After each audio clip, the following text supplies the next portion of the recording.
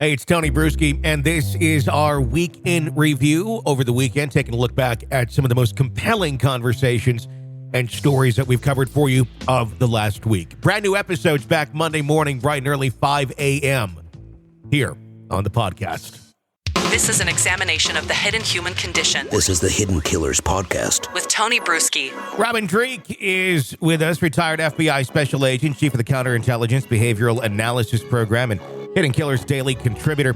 Robin, I want to talk more about Ann Taylor, the attorney for Brian Kohberger, and where things are at in terms of who's calling the shots in this case. Defense attorneys taking that much weight, that much influence from their clients. Is that more just a sign of where we're at in society, where individuals who are not experts in things, meaning the client here, meaning Kohberger, is nowhere near versed in law as well as Ann Taylor is, yet he probably thinks he knows better? I would say you go down the street and just go ask people, about something and see how much they dig into topics that they know nothing about, yet they will challenge experts and think that, well, I think I might know a little bit better. It seems to be a very bizarre thing where we have right now where expert opinion doesn't really matter.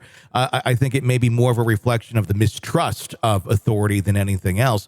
But the fact that there is so much of this where people are trying to override the experts that are there, that are paid to do their job, to be the expert, to be the leader, by those who don't know as much.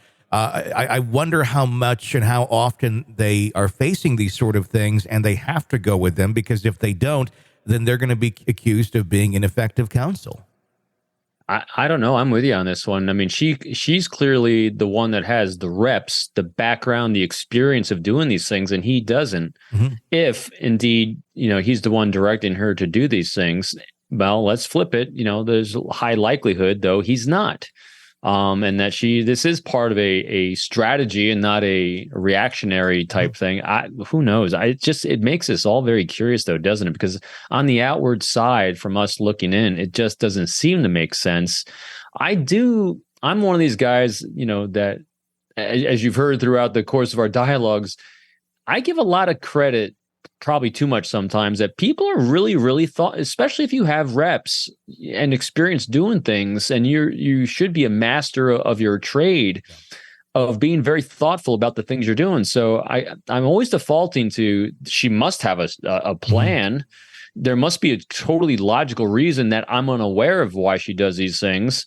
Time will tell. But again, I do err on the side of if someone's got the time and expertise, maybe they have a plan in place, but it doesn't look like it, does it? Well, the only thing that goes through my mind, and I'm curious to get your thoughts on this, is that they're going to poke holes, or she really thinks she has quite the sharp poker, if you will, to go through the cell phone data and the triangulation of the data and really show that is not accurate by making that sort of a claim that he was out driving. Yeah, he was out driving in the area, but sure, yep, it shows up on the cell phone data, but that you can't trust that. That seems to be kind of the angle that I guess one would take if you're going to make this sort of argument and really convince the jury that the triangulation is not accurate, which would not put him at the scene of the crime, which would then only leave the evidence that is there, the knife sheath. I'm guessing there's far more behind the scenes that we're maybe unaware of in terms of what was found in that vehicle or on his cell phone in terms of data that's been recovered. But I don't know if this is some sort of a Hail Mary and thinking if we can really poke holes in the cell data and use this argument, maybe that will create the reasonable doubt in at least one juror's mind. Oh, you just hit it right there, which we've been saying about this one, as what we think is her mindset throughout this, and that is you work with what you got, and her entire methodology might just be plant reasonable doubt. The more data you have, the more inconsistencies you'll be able to show, and inconsistencies in a ping on a cell phone data, which could be completely explained by just technology in general, will sow a seed of doubt in at least one person and might save his life. And that's I think her goal at this point. And that's the scary part about these sort of things, because some of these things are just not up for debate. Some of these things are just facts. This is how the technology works. This is where the person likely was based on what we know.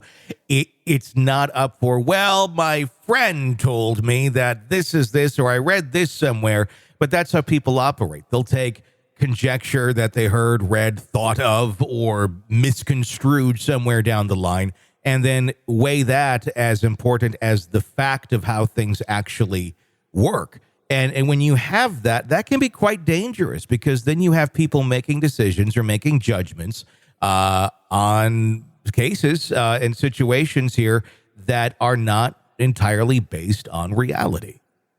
Yeah, absolutely. Matter of fact, if that's the case with what she's attempting to do, Robert Greene's book, Laws of Human Nature, we all love to consume information that validates our own self-opinion of ourselves. And if you create a sense with a jurist or anyone that they're smart, they see beyond, the obvious, they're intuitive about these great observations they're making. And if you can inspire them to think that, they're witty and they can see these and make these leaps, and we can have this doubt, and I can be considered the unusual great person because I have this kind of optic.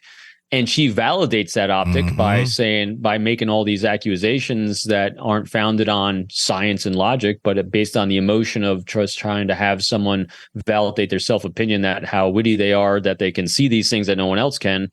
That's an effective strategy.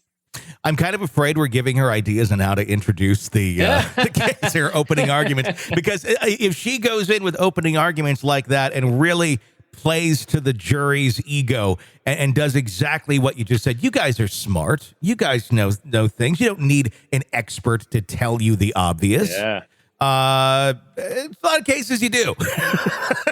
But if she goes in with guns blazing that way and really does the whole BS to them, and somebody bites and goes, yeah, I don't need that, they got a case.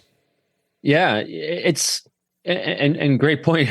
Boy, you made me really feel good. Like, we could do this. You and me, Tony. But it's very true. What lawyers do, courtroom lawyers, whether prosecutor or defense, is you're weaving these beautiful tales where you're infusing science and facts with emotion and story.